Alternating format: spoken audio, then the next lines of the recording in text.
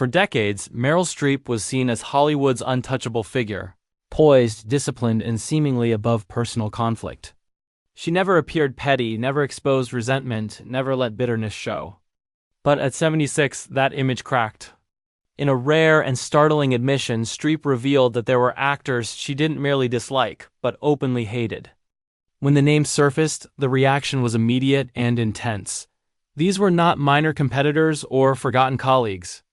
They were major figures in cinema, individuals audiences assumed she respected deeply. What shocked people even more was the directness with which she spoke, offering blunt honesty rather than diplomatic deflection. Once the reasons were revealed, familiar collaborations suddenly looked very different. Kevin Kline stands first on that list.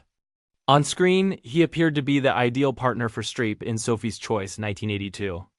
Their chemistry felt effortless, intimate, and emotionally raw. Yet behind the scenes, their working relationship was anything but smooth. Streep spent months preparing for the role, studying survivor testimonies, mastering Polish and German accents, and carefully constructing every layer of Sophie's fractured psyche. Kline, by contrast, favored spontaneity. He trusted instinct, preferred improvisation, and resisted overanalysis. What could have been a creative balance instead became a source of friction. According to crew members, tensions peaked during rehearsals when Kline questioned the importance of her accent work, asking whether audiences would truly care about vowel sounds more than emotional truth. To Streep, the remark struck deeply. Her character's broken speech was inseparable from trauma and displacement. To dismiss it felt like dismissing Sophie herself. The divide widened after filming ended. In interviews, Kline reportedly described her approach as overly academic. Whether meant lightly or not, the comment cut hard. Streep had fully surrendered herself to the role, and hearing that effort reduced to something cold and technical left a lasting wound. They never worked together again. Publicly, she remained polite. At award ceremonies, she was cordial but distant. Privately, the decision was final. Kevin Kline, the man who shared one of her most celebrated performances, became someone she vowed never to collaborate with again, surprising perhaps. The actor tied to one of her greatest triumphs was also one of her deepest professional disappointments. And that revelation was only the beginning. Next on the list was Jeremy Irons, the actor she would later describe as cold, calculating, and impossible to trust. If Kevin Kline was a wound that never fully healed, Jeremy Irons became a scar that only burned deeper with time. To the public, their pairing seemed destined for greatness. Two classically trained performers, widely respected for discipline and artistry. But once filming began, the illusion of harmony collapsed, revealing a clash that neither could disguise. Their disagreement ran deeper than personality. It was a fundamental conflict in how they believed acting should be done. Irons approached his roles with sculpted restraint, controlled and elegant, like finely polished marble. Streep, by contrast, built her characters from lived experience, layering empathy, history, and emotional truth piece by piece. What began as artistic difference quickly hardened into mutual disdain.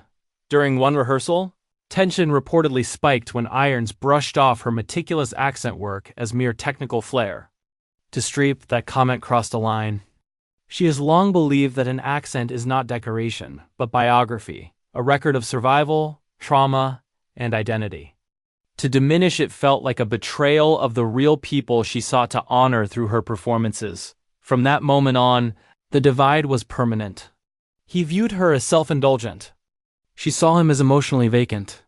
Their scenes became quiet duels, his cool detachment pressing against her raw intensity. Crew members later whispered that they had never witnessed two actors stand so close on screen, while feeling worlds apart. Jeremy Irons, then, was not simply another difficult collaborator. He represented the point where admiration curdled into contempt. The real tragedy was not the conflict itself, but the lost potential. Their combined talent might have created something extraordinary.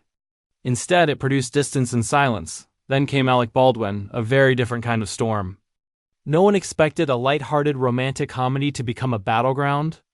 Yet, when Meryl Streep faced Baldwin on the set of It's Complicated, sparks didn't flicker, they detonated.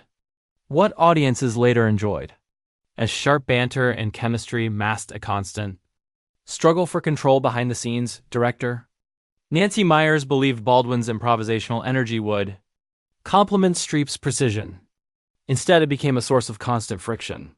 While Streep carefully examined every motivation behind Jane Adler's choices, Baldwin barreled through scenes, altering dialogue, inserting jokes, and reshaping rhythm without warning. To Streep, that unpredictability undermined the emotional structure of the story. What Baldwin saw as spontaneity, she experienced as chaos. And with every unscripted change, her frustration grew, setting the stage for yet another collaboration that would leave lasting resentment rather than fond memories. Comedy has to be rooted in truth, she insisted, visibly frustrated after yet another derailed rehearsal. Baldwin believed the opposite, that truth only surfaced in the heat of improvisation. Neither was willing to bend, and every shared scene became a quiet struggle for control. Even now, Baldwin laughs off the tension as harmless fun, but Streep has never softened her view. The flirtation audiences enjoyed on screen, she knew, masked clenched jaws and forced smiles. Those who were present understood that every laugh carried strain beneath it. Then there was Jack Nicholson, the co-star Streep would never accept. The fact that they never made a film together was no coincidence. From the beginning, she declined every attempt to pair them, convinced his approach to acting represented everything she rejected from the late 1970s onward. Studios repeatedly pushed for the collaboration, confident that two legendary names would guarantee success. Yet, after early conversations, the idea collapsed completely. The divide was philosophical. Streep viewed acting as a moral responsibility, a craft demanding discipline, research, and respect for real lives.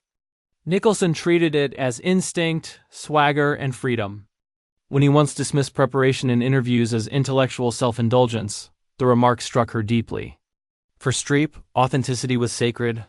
Hearing it mocked so casually made any partnership impossible. Casting director Juliet Taylor later summed it up bluntly, saying Nicholson embodied everything Streep believed was wrong with celebrity culture. From that point forward, she quietly vetoed any project attached to his name. At award ceremonies, they exchanged polite nods, nothing more. Their body language alone seemed to chill the room. Hollywood took notice that two of its brightest stars never shared a frame, not due to lack of opportunity, but because contempt had built an unmovable wall. Then came Gwyneth Paltrow, a very different kind of symbol. To Streep, Paltrow represented everything troubling about modern Hollywood: privilege, branding, and success without visible struggle. When Paltrow rose rapidly in the 1990s, it appeared effortless. As the daughter of Blythe Danner and Bruce Paltrow, doors opened that others never reached. Critics praised her grace and charm, but privately, Streep bristled. For decades, Streep had treated acting as sacred labor, disappearing into roles through months of research and preparation. Watching Paltrow ascend through name recognition and timing felt to her like a dismissal of the craft itself. The breaking point came in 1999, when Paltrow won the Academy Award for Best Actress for Shakespeare in Love. For Streep, it wasn't just a loss. It felt like a statement about what Hollywood now valued, and it left a bitterness that would never fully fade. That same year, Streep delivered one of the most demanding performances of her career and lost publicly. She smiled for the cameras. Privately, friends later said she dismissed the race as a marketing exercise disguised as an award. She never mentioned Gwyneth by name, but the implication was unmistakable. And her silence said more than criticism ever could. When asked in interviews about rising actresses, Streep consistently praised performers known for discipline and preparation. Cate Blanchett, Amy Adams, Jessica Chastain. Gwyneth Paltrow's name was conspicuously absent. Industry insiders noticed the pattern. At award ceremonies, their interactions were limited to brief smiles and polite nods devoid of warmth. Years passed, but nothing softened. As Paltrow built a lifestyle empire with Goop, Streep kept her distance, viewing her less as a rival and more as a warning. One represented legacy. The other symbolized celebrity culture. Between them stretched a divide too wide to bridge. Then there was Dustin Hoffman, and the incident Streep never forgave. The moment that defined her hatred occurred during the filming of Kramer vs. Kramer in 1979, and it was never scripted. Hoffman slapped her across the face without warning. It wasn't performance. It was humiliation disguised as spontaneity. For Streep, acting depended on trust. Every movement, every pause, every emotional shift had to be built collaboratively and with consent. Hoffman, immersed in method acting, believed chaos could unlock truth. He frequently blurred the line between character and reality, injecting unscripted actions into scenes in pursuit of authenticity. To Streep, being blindsided was not art, it was abuse. She later said plainly that it crossed a line. "That wasn't acting," she admitted. Words that carried the weight of an injury that never healed. On set, director Robert Benton was forced into the role of mediator. Constantly navigating between Hoffman's volatility and Streep's precision, the film's divorce drama felt raw, not only because of the writing, but because real resentment fueled the performances. Crew members whispered that some of the most powerful moments weren't crafted at all. They were emotional eruptions. The film dominated the Oscars. Hoffman won Best Actor. Streep took Best Supporting Actress.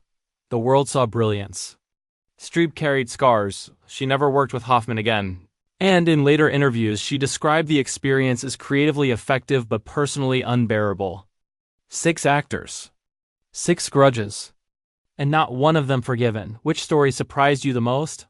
Share your thoughts in the comments and don't forget to like and subscribe for more untold Hollywood rivalries.